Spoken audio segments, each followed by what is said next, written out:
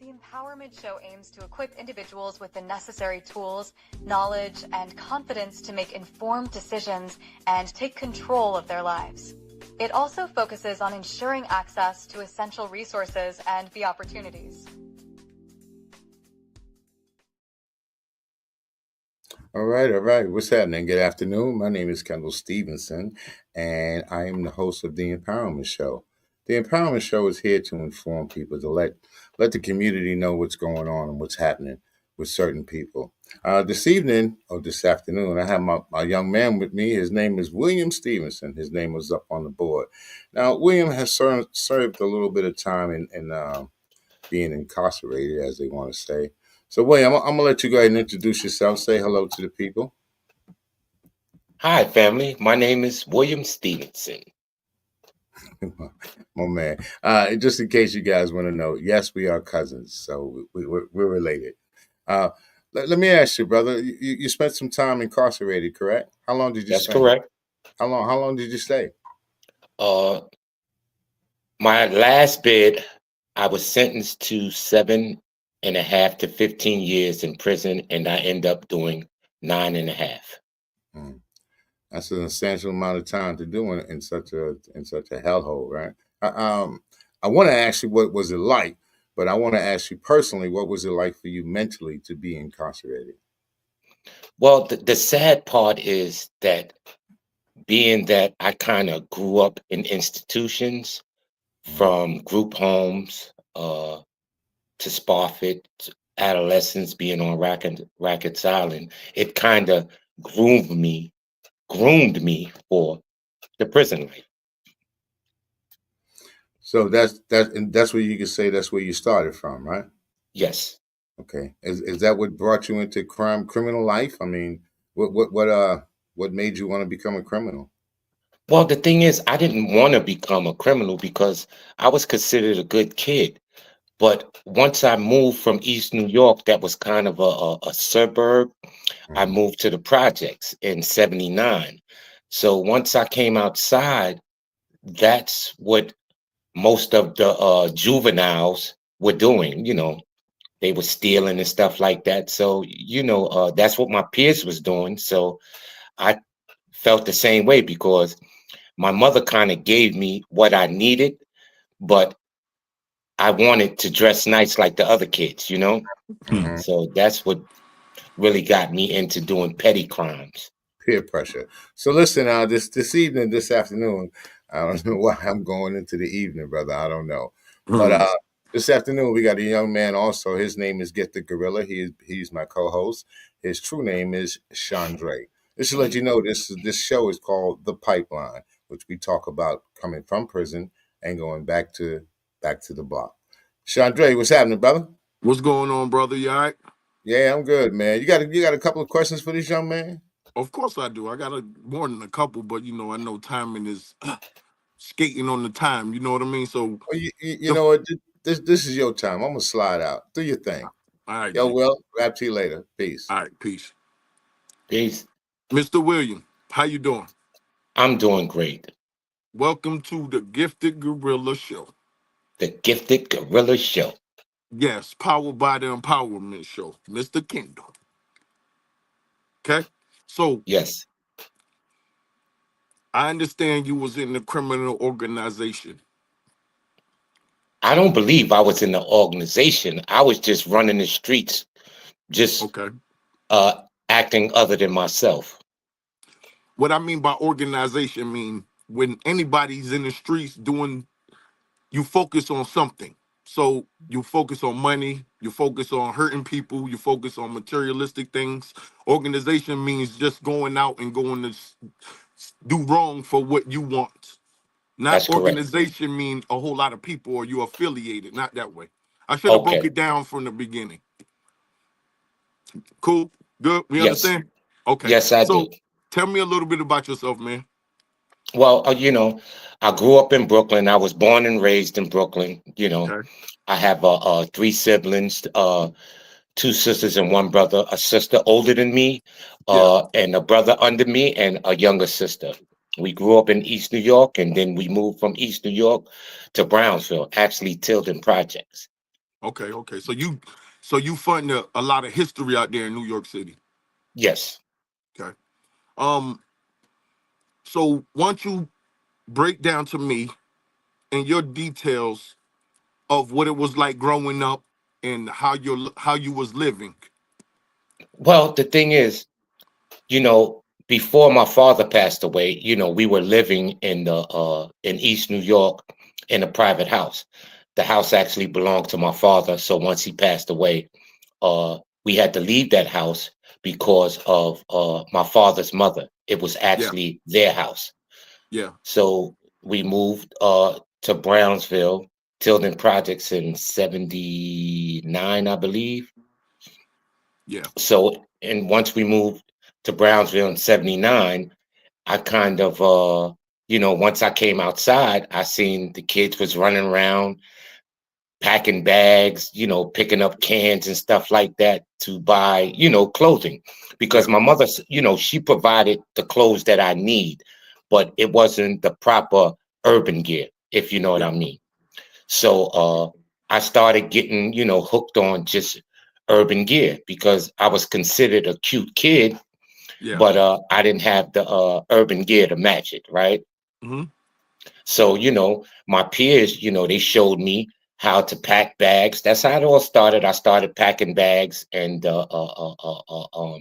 picking up cans at the time. I think cans was 1 cent or 2 cent, So we kind of realized that when we took the cans to the junkyard, that they would take them and put them in bags and put them in the back. And we realized, oh, we could climb over the fence. We don't have to pick up cans anymore. We could take the whole bags, right? And we would climb back over the fence, right? So I did all of that stuff that kind of gave me the hustler mentality. I shovel snow in the winter, I carry people groceries upstairs, things like that. But then that money, as the economy grew, clothes started getting more expensive. Hmm. So, people, we looked at some of the drug dealers. Because in my community, we had drug dealers, we had petty thieves, we had what you would call cattle rustlers. Cattle rustlers was, the people that stole steaks and meats, and they would come to the community and sell them to your mother and stuff like that. So it was Half different price. hustles that Yeah. we looked at, and so we had people that also pickpockets, Yeah. and they also went on the trains, New York City Transit Authority, and cut people pockets when they were asleep. So That's I was crazy. aware of all that. So, I said, well, let me try it, and that's how I got into criminal activity. Word. So I'm gonna just say a few things. The cans, I used to do it. I used to pick up the cans from the ditch too and bring them to Price Chopper in New York. If you ever heard of Troy, New York, that's where I'm from and born. Yes. I used to pick up cans too, man, and shovel snow too. I'm just wanted to say that because when you was talking, I was like, dang, it sound like me. And the cans, after you give it to them and they buy them from you, the back of the cans in the back, the same thing. I used to take them too. I got caught before, but I had to figure out ways I don't get caught. But I was young too. But was it hard growing up without money? Because back in the day, it was hard to get a dollar. That's my main thing was a dollar didn't do much back then, right or wrong? Well, in my era, remember, I was born in 1965, so the Okay. dollar had a little more value. I used to go to the store with a dollar, and listen, I buy so much candy, I could give candy to the whole block. Remember, Okay. candy was only one One cent. The cent. cookies was two One. cent. Yep. I Yep. think a bag of potato chips was 5 cent. The dollar had a little more value.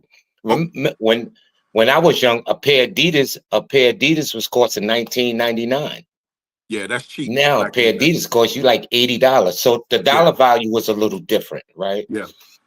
To Compared to now, the dollar won't get you nothing in the store, basically. But back then, a dollar would get you 100 penny candies. Literally, Yep. the candies look like penny candies. You Yep. can get 100 of them for a dollar. But back then, the dollar was only good for certain things that on that level, but not good for paying for things, getting rent done, and stuff like that. That's what I mean. Like, how was the economic system with the wealth back then like that? I know I done seen movies with Bumpy Johnson and all this, and Nicky Barnes. You know, they was drug dealers though, but still they had a little more money. But I want you to tell me how it was on your behalf with your family and how y'all survived.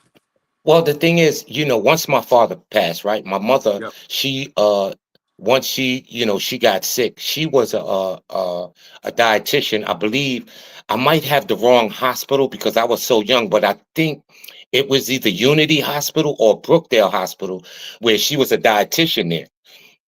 So my mother made pretty decent money, Okay. and the dollar went far. So Yeah. if you had a job and you had a steady income, you know, your dollar would go further. I don't remember how much my mother was paying for rent, but I know um it wasn't that much because I remember I had saved up I had like $600, singles, fives, and stuff like that. And Yeah. my mother was the type that she searched our room to make sure we didn't bring nothing that we wasn't supposed to bring into the house. And when she found that money, she was like, "Boy, who do you rob? Where do you get all this money from?" But at the time, all I was doing was packing bags and shoveling snow, and helping people with their groceries upstairs. And I accumulated a lot of money. So Yeah. I didn't think that was a lot of money, but to her, that was a lot of money. So I think then the dollar had more value. Rent wasn't that Yeah. high. Groceries wasn't that high. So Okay. it's kind of hard for me to say. But Okay. now, if you Okay. talk about clothing and stuff like that, that's what I could speak about because that's all I robbed and steal for was Okay. to get clothes. Okay. So tell me why crime then? Well, to be honest with you, because that was the easy way, and that's what my peers was doing. So, Okay. I wanted to be in the in crowd. You know what I'm saying? It was almost like being in a gang, but not in today's version of a gang. Mm-hmm. We didn't have to get sworn in, but it was a few of us because we were in the projects that had it had 16 floors with 8 apartments on each floor. So that's a Yeah. lot of kids in one building, and it was Yeah. 8 buildings. So Yeah. people I actually lived in 340 Dumont. So we Yeah. would kids from 340 Dumont would stick together. Kids from 330 Dumont would stick together. And if you was considered back then a live wire, you hung out with every building. Mm-hmm. Yeah. So that was what my peers was doing. So I wasn't really a kid that was just came out the house robbing and stealing. I was introduced to it. Yeah. And being that my mother couldn't provide the clothes that I wanted, she provided what I needed, but she didn't provide what I wanted, as far as the urban gear. Wow. I understand. So we got like 3 minutes for a break for a like an advertisement, a commercial break. So why drugs? Why that Well, way? now that's when things got worse for me Yeah. because now I'm dressing nice, and now we're introduced to clubs. Yeah. The Red Parrot, Roxy, Latin Quarters, and stuff like that. So now you had to even dress better because even though we weren't drug dealers, you know what I'm saying, we wanted to go mingle with them. Yeah. So now I'm introduced to marijuana. I'm introduced to alcohol. We still cheap. We buying a bottle of Wild Irish Rose, right? I think Wild Irish Rose was 69 How 69 much? cents or something like that. 69 cents. Wild Ash Rose and, Yeah. and Thunderbird and MD See, 2020. We was buying that cheap wine, right? that And did the then numbers for you. as we progressed in robbing and stealing, then we started going to champagne, Moet. We stopped drinking Old English 800. We started drinking Low and Brown and stuff like that. So now, as you start Break drinking time. different things, the price of it goes up. Break time. We'll be right back. Okay.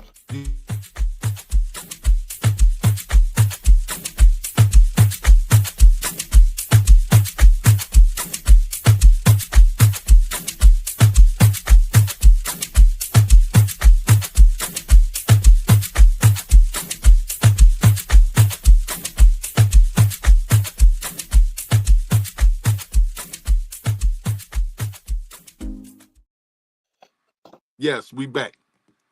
So the price of things started going up. Now go ahead, continue, sir. So when, the price of things started, going up, and then, we started seeing that people was hustling off of marijuana and Yeah, cocaine and stuff like that, right? So, at first I was willing to, sell weed and cocaine. So what happened was I was selling weed, but I was hustling with some Jamaican guys, right? And the sad part is they couldn't count. So they had a record shop, and they were selling weed out of it, but they couldn't count. Like, and here it is. I just completed the 7th or 8th grade, and here I'm helping these grown men count. And I realized they forgot to carry the one, right? So I was telling them, because it's sad, but they had different shifts, but they had adolescents that's selling weed for them, yeah, and there was this guy who was robbing them. And so when I told him, no, listen, you got to carry the one over here and this and that. And so they was like, oh wow. So they kind of took care of me because they felt that I wasn't cheating them. yeah, So I end up getting arrested for snatching jewelry, because that was a big thing when we were young. We were fast and we looked innocent, so we were allowed to go to Manhattan, and people wouldn't look at us as being threats. Now everybody's a threat. Everybody heads is on a swivel wherever you go. But when yeah, we were young, 16, 17, we could walk anywhere and we wasn't considered a threat. So yeah, there was a thing where snatching jewelry was very popular in the community. You know what I'm saying? Among us thieves. People taught you, like, we would snatch diamonds and the diamond would fall, and then we would practice in the hallway. Oh, you got to use 2 fingers. That's how you got to. It's sad, but they was teaching us. yeah, So back then we would snatch a diamond and get 2,500 for a diamond, even though it was worth more than that. But the jewelry place was robbing us because we didn't have no identification. yeah, So they would take their cut, and so to make a long story short, everything was going good. And then I had got arrested for snatching jewelry. They gave me 90 days, right? yeah. Because the young lady, they couldn't find her. Me, I snatched some jewelry and police is right there on the corner. My awareness wasn't that high then. You Your IQ know. wasn't that. What Yeah, you say? my awareness wasn't that high. You know what I'm Yeah, saying? that's They crazy. have a saying, to be aware is to be alive. And That's I didn't crazy. see the police. So Oh, the lady didn't press charges because they couldn't find him. So me not knowing, I copped out to 90 days, right? hmm, And so the judge told me to do 90 days and go to Job Corps. So I took it. So, I went to Job Corps. I ended up getting kicked out of Job Corps because I was coming home, and the same West Indians that I was selling weed for, they used to call me Julio because a lot of people thought that I was Spanish, yeah, even though my people was from, the South. And so they couldn't pronounce Julio, so they called me Hula Hoo. So they was yeah. like, Hula Hoo, you need to stay there, get an education, but they had the Jamaican accent. So they used Hmm. to give me weed, and I used to take it back. I was in Glenmont, New York. That's up by where you grew up, by Troy. Yeah, You Troy. know, it's Glenmont is, I think, maybe a mile or two from Troy, maybe 2 or 3 miles from Troy. It was in between Albany and Troy. Albany and Troy. Yeah. So I got kicked out for selling weed. I was selling joints for $1. If I had to wait till we got our little input money, it was $2.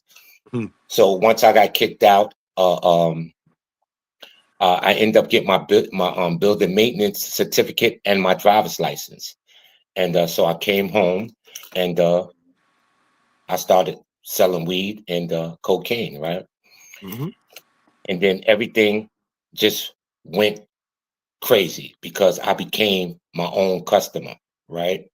I Damn. started sniffing coke Hmm. and smoking weed and drinking. And I didn't realize that I was actually an addict. I was really addicted, real bad, nose messed up, everything, right? You was the victim. No, I wasn't a victim. I volunteered for that. Okay, I'm but not going to say I'm a victim, because yeah. the reason why I say I'm not a victim, because here it is. I have an older sister I have a younger brother and a younger sister. Why I'm the only one that became a criminal and became an addict. Now, I have to say, my siblings, they do drink every now and then, and they puff weed, Yeah, but they weren't like me that I had to smoke and sniff until I fall out. yeah. You consider they, social users, right? So I started getting real bad, didn't care how I dressed. And now people are starting to look at me. So now I can't get close to these people to rob them, you know? Hmm. So I end up robbing I think it was a friend of Mayor Koch, Hmm. right? That I end up robbing. So they end up giving me 7.5 to 15 years behind that, right? So I went to prison, and when I came home, I was like, I'm not going to use any type of mind, mood altering substance no more, which I thought. And I end up messing with coke again. So parole told me that I had to go to a program. So being that when I went to visit parole, I was so high that I didn't realize that they said a 90-day outpatient program. And what I did was I signed myself into an 18-month program called Phoenix House. I don't know if I'm highlighting that program or if it's against the rules to speak on that program, right? But I end up doing that program, and there was a counselor there that me and him, we did time together. We Hmm. well, he didn't go up north with me. I went up north, but we was like detainees. That's when you're going back and forth to court before you convicted. So you have on your regular clothes, you go to court, they consider detainees until you're either innocent or proven guilty. So me and him used to play basketball. We used to compete against each other in prison. Hmm. So now he was a substance abuse counselor there. So when I come there, he was like, well, you're gonna be a counselor. And I'm like, man, listen, I'm trying to get out this program. I'm gonna take building maintenance and skate through this program. He was like, no, you're gonna be a substance abuse counselor. So I said, So are you in treatment? say that again. Are you in treatment? Am I in treatment now? Yes. No, I'm not. Okay, so okay, But continue then. I but got I'm a member of Narcotics Anonymous. So you. I'm Okay, breaking my own anonymity. okay. May 1st, I have 23 years clean. I have not touched any mind, mood altering substance. The only problem I got, I smoke cigarettes. That's Cigarettes. it. I don't do anything else. Okay. Right. So and in a few days I'll be done put them down. Yeah. So I went to this program called a counselor training program, right? So I passed the program, and I became a substance abuse counselor for Phoenix House. So while I was in Phoenix House, a young man, he comes to me and he was like, oh, Mr. Stevenson, I want to take the sanitation test, and they won't let me. I said, excuse me, but you can't work for the city because you're a convicted felon like me. He was like, no, sanitation hire felons. And I'm like, really? So, I went to the powers that be, the director, and the director said no. So I asked the director if I can go to the regional director. So he agreed. I went to the regional director, and she said yes. So I went and took the New York City Department of Sanitation test with 87 people from Phoenix House that were clients. And I took the test in 2002, and in 2007, they hired me. So I've been working with sanitation, the New York City Department of Sanitation, for 18 years. I have 2 more years, and then I retire. You know, so I end up getting married. I have a daughter. Actually, I have 5 biological children, and altogether 7. And the youngest one is she'll be 18 in May, and the oldest one is 36, 37. So I've been working with the New York City Department of Sanitation for 18 years. I got 2 more years, and I give my 20, I retire. You know, My father retired from Myrtle Beach sanitation department. He was doing the same thing. And so the thing is, me and my wife, we saved our money. I end up buying a house upstate New York in the town of New Windsor. That's in between Newburgh and Monroe. Okay. You know, so the thing is, and you know, and I'm gonna be honest, right? Most of the stuff that I have accomplished is only through Narcotics Anonymous. Are you familiar with NA? Yes. So the thing is, I still participate in Narcotics Anonymous. You Yeah. know, I go to meetings on a regular basis, and you know, I talk about my feelings because there's a lot of stuff as a kid.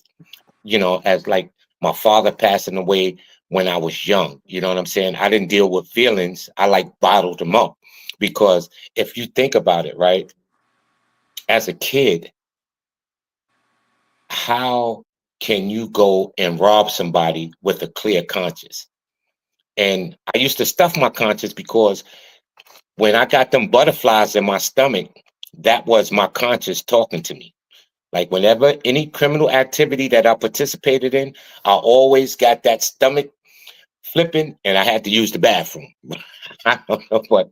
For some Yeah. reason, when I get ready to steal something, my stomach starts flipping and it seemed like I have to use the bathroom. Butterflies. Yes.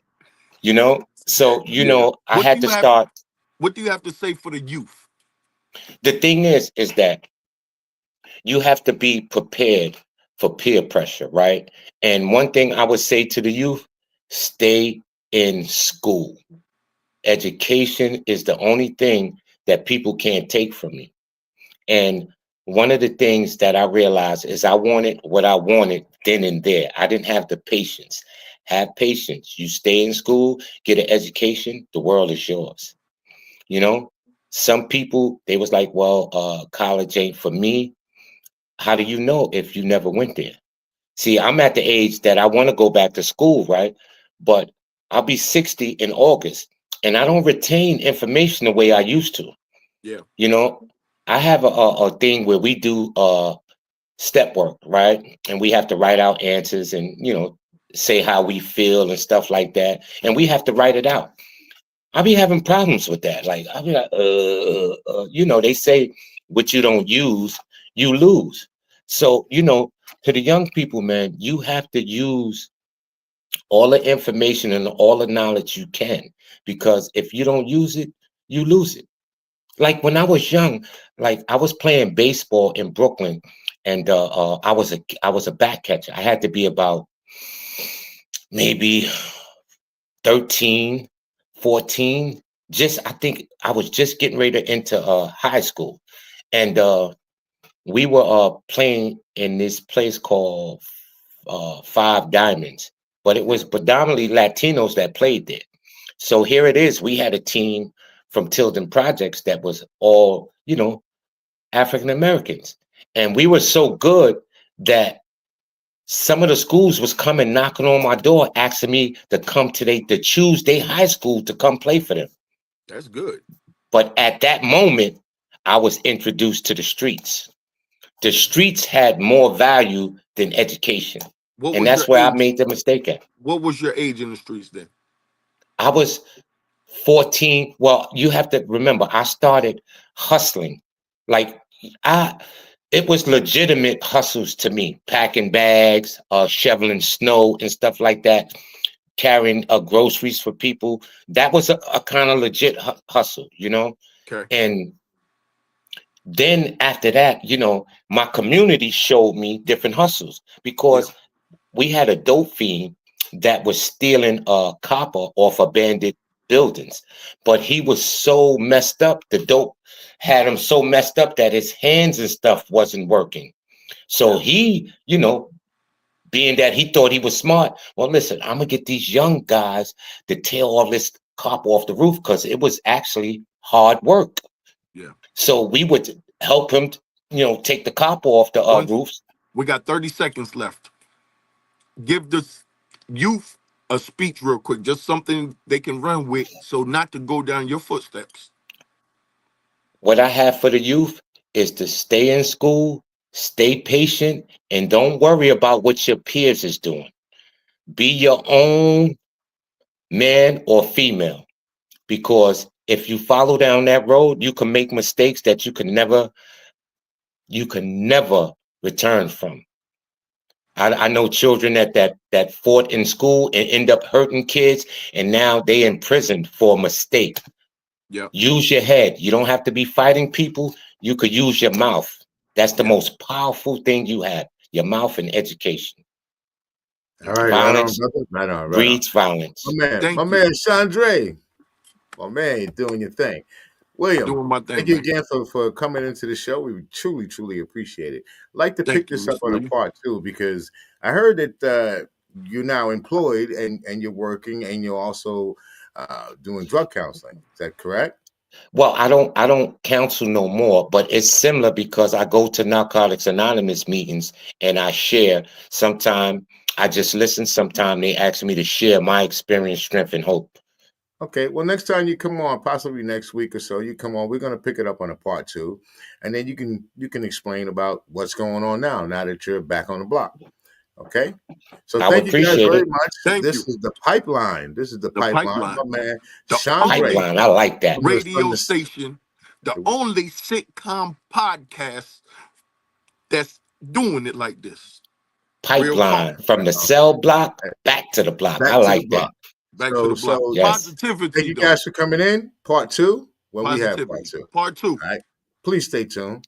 My Yes. name is Kendall Stevenson. I am the Empowerment Show, the host, and peace. And as my Peace. girl always says, be yourself because everybody else is taken. We're Yes. out. Be out.